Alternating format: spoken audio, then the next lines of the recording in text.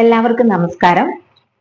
ഇന്ന് വളരെ മാരകമായിട്ടുള്ള എന്നാൽ ഒരുപാട് ആളുകളിലും കണ്ടുവരുന്ന ഒരു ഡൈജസ്റ്റീവ് ഡിസോർഡറിനെ പറ്റിയാണ് ഞാൻ സംസാരിക്കുന്നത്. നിങ്ങൾ കേട്ടിട്ടുണ്ടായിരിക്കും IBD അഥവാ ഇൻഫ്ലമേറ്ററി ബവൽ ഡിസീസസ് എന്ന് പറയുന്ന കണ്ടീഷൻ അല്ലെ.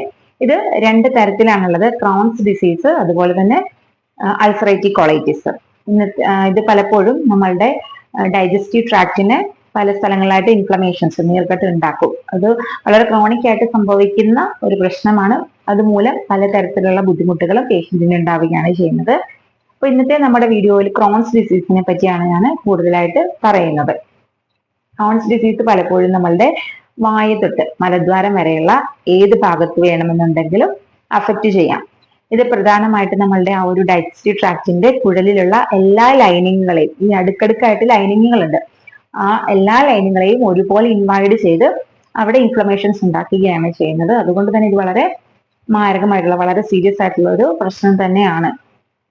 ഇത് പ്രത്യേകിച്ച് ഏജ് ഗ്രൂപ്പ് ഒന്നും ഇല്ല, ചെറിയ കുട്ടികളിലും മുതിർന്നവരിലും എല്ലാം ഈ ഒരു രോഗം ഉണ്ടാവാം.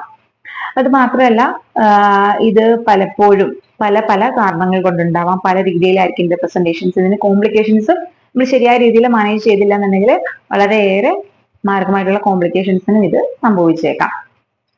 ഉണ്ടാവാനുള്ള പ്രധാന കാരണം എന്ന് പറയുന്നത്, ഒന്നാമത്തെ കാരണം നമ്മുടെ പാരമ്പര്യം തന്നെയാണ്. അതായത് നമ്മളുടെ ഫാദർ, മദർ അല്ലെങ്കിൽ അവരുടെ പേരൻസിനൊക്കെ ഈ ഒരു രോഗം ഉണ്ടെന്നുണ്ടെങ്കിൽ അത് നമ്മളിലേക്ക് ആ ഒരു ജീൻ ട്രാൻസ്ഫർ ആയി നമുക്ക് ഈ ഒരു രോഗം വരാനുള്ള സാധ്യത വളരെ കൂടുതലാണ്. പിന്നെ പലപ്പോഴും ചില ബാക്ടീരിയകളുടെ അല്ലെങ്കിൽ ചില രോഗാണുക്കളുടെ ഒക്കെ ഇൻഫെക്ഷൻ മൂലം, പ്രത്യേകിച്ച് മൈക്രോബാക്ടീരിയം പോലെയുള്ള രോഗാണുക്കളുടെ ഇൻഫെക്ഷൻ നമുക്ക് പിന്നീട് ഈ ഒരു ക്രോൺസ് ഡിസീസ് ഉണ്ടാവാനുള്ള ഒരു കാരണമാകാറുണ്ട്. പിന്നെ പലതരത്തിലുള്ള മെഡിസിൻസിന്റെ ഓവർ യൂസ്, അതായത് ഡോക്ടറിന്റെ ഒന്നും പ്രിസ്ക്രിപ്ഷൻ ഇല്ലാതെ നമുക്കൊരു ചെറിയ വയറുവേദന അല്ലെങ്കിൽ ചെറിയൊരു അസിഡിക് പ്രോബ്ലം എന്നൊക്കെ തോന്നുമ്പോൾ നമ്മൾ പോയി മെഡിക്കൽ സ്റ്റോറിൽ നിന്ന് ഡോക്ടറിന്റെ പ്രിസ്ക്രിപ്ഷൻ ഇല്ലാതെ മരുന്ന് മേടിച്ച് കഴിക്കുന്നത് പലപ്പോഴും നമ്മളെ ഇത്തരത്തിലുള്ള പ്രശ്നങ്ങളിലേക്കൊക്കെ നയിക്കാറുണ്ട്. പിന്നെ ശരിയായ ഒരു ഗട്ട് ഹെൽത്ത് നമുക്കില്ല എന്നുണ്ടെങ്കിൽ, നമ്മൾ കയ്യിൽ കിട്ടുന്നതും എല്ലാം മാറി വലിച്ചു കഴിച്ച് നമ്മളുടെ ദഹന വ്യവസ്ഥയെ മൊത്തം താറുമാറാക്കിയിട്ടിരിക്കുകയാണെന്നുണ്ടെങ്കിൽ തീർച്ചയായിട്ടും നമുക്ക് ഈ ഒരു ക്രോൺസ് ഡിസീസ് വരും. പിന്നെ അമിതമായിട്ട് anxiety, mental stress, mental pressure, problems അങ്ങനെയൊക്കെയുള്ള ഫേസ് ചെയ്യുന്നവർക്ക് പിന്നെ കാലക്രമേണ ഈ ഒരു രോഗത്തിലേക്ക് പോകാനുള്ള ഒരു സാധ്യത വളരെ കൂടുതലാണ്. പിന്നെ നമ്മുടെ ഇമ്മ്യൂൺ സിസ്റ്റം ശരിയായ രീതിയിലല്ല വർക്ക് ചെയ്യുന്നത്. നമ്മുടെ ഇമ്മ്യൂൺ സിസ്റ്റത്തിന് നമ്മളുടെ ബോഡിയിലുള്ള ആൾക്കാരെയൊക്കെ തിരിച്ചറിയാനുള്ള ശരിയായ കഴിവില്ല. ബോഡിയിലുള്ള ഡൈജസ്റ്റീവ് ട്രാക്റ്റിനൊക്കെ എതിരായിട്ട് ആന്റിബോഡീസിനൊക്കെ ഫോം ചെയ്യുന്ന ഒരു ഇമ്മ്യൂൺ സിസ്റ്റം ആണെന്നുണ്ടെങ്കിൽ തീർച്ചയായിട്ടും അങ്ങനെയും നമുക്ക് ക്രോൺസ് ഡിസീസ് വരാനുള്ള ഒരു കാരണമാകാറുണ്ട്.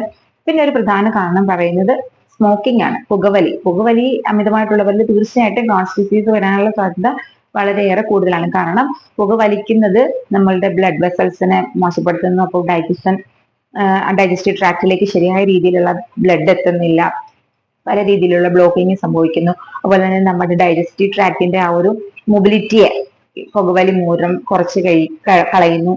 ഇതെല്ലാം ഈ ഒരു ഇൻഡൈജഷൻ വരാനും ക്രോൺസ് ഡിസീസ് വരാനും ഒക്കെ ഒരു പ്രധാന കാരണമാകാറുണ്ട്. ഇതെല്ലാമാണ് ക്രോൺസ് ഡിസീസ് വരാനുള്ള പ്രധാനപ്പെട്ട കാരണങ്ങൾ. അടുത്തതായിട്ട് നമുക്ക് നോക്കാം എന്തെല്ലാമാണ് ഈ ഒരു ക്രോൺസ് ഡിസീസിന്റെ ലക്ഷണങ്ങൾ എന്ന് നോക്കാം. തീർച്ചയായിട്ടും അടിവയറിന്റെ ആ ഒരു ഭാഗത്ത് ഉണ്ടാകുന്ന അസഹനീയമായിട്ടുള്ള വേദനയാണ് ഇതിന്റെ പ്രധാന ലക്ഷണം. അതോടൊപ്പം വയറിളക്കം, ലൂസ് മോഷൻ ഉണ്ടാവാം. ലൂസ് മോഷന്റെ കൂടെ മലത്തിൽ മിക്സ് ചെയ്ത് ബ്ലഡ് പോകുന്നതായിട്ട് ചിലരിൽ കണ്ടുവരാറുണ്ട്.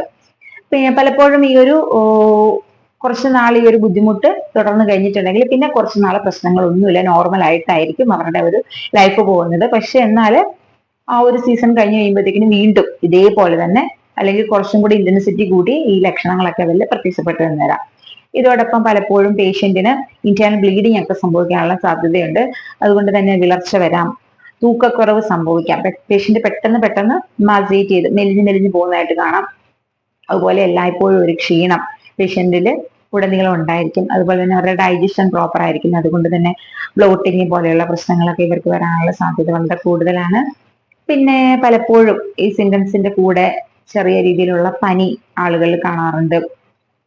അതുപോലെ ഇത് കോംപ്ലിക്കേഷനിലേക്ക് പോയി കഴിഞ്ഞിട്ടുണ്ടെങ്കിൽ, അത് നമ്മൾ ശരിയായ രീതിയിൽ മാനേജ് ചെയ്യുന്നില്ല എന്നുണ്ടെങ്കിൽ തീർച്ചയായിട്ടും അവർക്ക് എന്താണ് ലിവർ ഡാമേജ് വരെ, ലിവർ ഇൻഫ്ലമേഷൻസ് ഉണ്ടാവാം, അതുപോലെ തന്നെ കണ്ണിന് പ്രശ്നങ്ങൾ സംഭവിക്കാം, അതുപോലെ സ്റ്റൊമക് ക്യാൻസറിന് വരെ ഇതൊരു കാരണമാകാറുണ്ട്. പലപ്പോഴും ഈ ഒരു ക്രോണിക് ഡിസീസസിന്റെ കോംപ്ലിക്കേഷൻ ആയിട്ട് സ്കിന്നിൽ ഇൻഫെക്ഷൻസ്, ഇൻഫ്ലമേഷൻസ് ഒക്കെ ഉണ്ടാവും. അതുപോലെ ജോയിന്റ്സ് ഒക്കെ ഇൻഫ്ലമേഷൻ സംഭവിച്ച് ആർത്രൈറ്റിസ് പോലെയുള്ള കംപ്ലൈൻസ്, പിന്നെ ലീക്കി ഗട്ട്, ഫുഡ് അലർജി, ഇതെല്ലാം ഈ ക്രോണിക് ഡിസീസിലുള്ളവരിൽ കണ്ടുവരാവുന്ന പ്രധാനപ്പെട്ട ലക്ഷണങ്ങളാണ്. ഇത്തരത്തിലുള്ള ലക്ഷണങ്ങൾ കൂടാതെ ഇതിന്റെ കൺഫർമേറ്ററി ആയിട്ട് നമുക്ക് ബ്ലഡ് ടെസ്റ്റ് ചെയ്ത് നോക്കാം. അതുപോലെ എൻഡോസ്കോപ്പി, കൊളനോസ്കോപ്പി പോലെയുള്ള ഇമേജിംഗ് ടെക്നിക്ക് വഴി നമുക്ക് ഈ ഒരു രോഗം സ്ഥിരീകരിക്കാവുന്നതാണ്. നമുക്ക് എങ്ങനെ ഇത്തരത്തിലുള്ള ഗ്യാസ്ട്രിക് കംപ്ലൈൻസിനെയൊക്കെ ഒഴിവാക്കാം അല്ലെങ്കിൽ പ്രതിരോധിക്കാം എന്ന് നോക്കുക. തീർച്ചയായിട്ടും നമ്മുടെ ലൈഫ് സ്റ്റൈൽ നല്ല രീതിയിൽ മെച്ചപ്പെടുത്തുക. കറക്റ്റ് സമയത്ത് ഉറങ്ങാനും എഴുന്നേക്കാനും ശ്രദ്ധിക്കുക. അങ്ങനെ ഒരു റുട്ടീൻ കൊണ്ടുവരിക. കൃത്യസമയത്ത് കൃത്യമായ അളവിൽ ഭക്ഷണം കഴിക്കുക, ധാരാളം വെള്ളം കുടിക്കുക. നിങ്ങൾ കഴിക്കുന്ന ഭക്ഷണത്തിൽ ധാരാളം പഴങ്ങള്, പച്ചക്കറികള്, ചെറു മത്സ്യങ്ങൾ, മുട്ട, അധികം പുളിയില്ലാത്ത തൈര്, പാലിന്റെ ഉൽപ്പന്നങ്ങൾ, പാല്, ഇലക്കറികൾ, ഇതെല്ലാം ഉൾപ്പെടുത്തിക്കൊണ്ടിട്ടുള്ള ഒരു സമീകൃത ആഹാരം തന്നെ കഴിക്കുക. മുളപ്പിച്ച പയറൊക്കെ നമ്മുടെ ഗട്ട് ഹെൽത്ത് ഇംപ്രൂവ് ചെയ്യാൻ വേണ്ടിയിട്ട് വളരെയേറെ സഹായിക്കുന്ന ഭക്ഷണങ്ങളാണ്. അതുപോലെ തന്നെ പുളിപ്പിച്ച ഭക്ഷണ സാധനങ്ങൾ, ഇഡലി, ദോശ പോലെയുള്ള പുളിപ്പിച്ച ഭക്ഷണ സാധനങ്ങൾ, അധികം പുളിയില്ലാത്ത തൈര്, ഇതെല്ലാം നമ്മുടെ ഗട്ട് ഹെൽത്ത് ഇംപ്രൂവ് ചെയ്യാൻ വേണ്ടിയിട്ട് സഹായിക്കുന്നതാണ്. അപ്പൊ ഇതെല്ലാം നമ്മളുടെ ഭക്ഷണത്തിൽ കൂടുതലായിട്ട് ഉൾപ്പെടുത്തുക. ധാരാളം വെള്ളം കുടിക്കുക. നമ്മുടെ മനസ്സിനെ എപ്പോഴും നീറ്റ് ആക്കി വെക്കാൻ വേണ്ടിയിട്ട് ശ്രദ്ധിക്കുക. അങ്ങനെ യോഗ, മെഡിറ്റേഷൻസ് പോലെയുള്ള പ്രാക്ടീസസ് ഒക്കെ ചെയ്യാൻ വേണ്ടിയിട്ട് ശ്രദ്ധിക്കുക. അതുപോലെ ഒരു റെഗുലർ എക്സസൈസ് ചെയ്യാൻ വേണ്ടിയിട്ട് ശ്രദ്ധിക്കുക. പിന്നെ അമിതമായിട്ട് മരുന്ന് കഴിക്കുന്നത് ഒഴിവാക്കുക. എന്തെങ്കിലും ചെറിയ പ്രശ്നങ്ങൾ ഉണ്ടെന്നുണ്ടെങ്കിൽ ഓടിപ്പോയി മെഡിക്കൽ സ്റ്റോറിൽ നിന്ന് മരുന്ന് മേടിച്ച് കഴിക്കുന്ന ആ ഒരു പ്രവണതയൊക്കെ ഒഴിവാക്കി കൃത്യമായ ഡോക്ടറിന്റെ നിർദ്ദേശത്തോടു കൂടി മാത്രം മരുന്നുകൾ കഴിക്കാനും ട്രീറ്റ്മെന്റ് എടുക്കാനും വേണ്ടിയിട്ട് ശ്രദ്ധിക്കുക.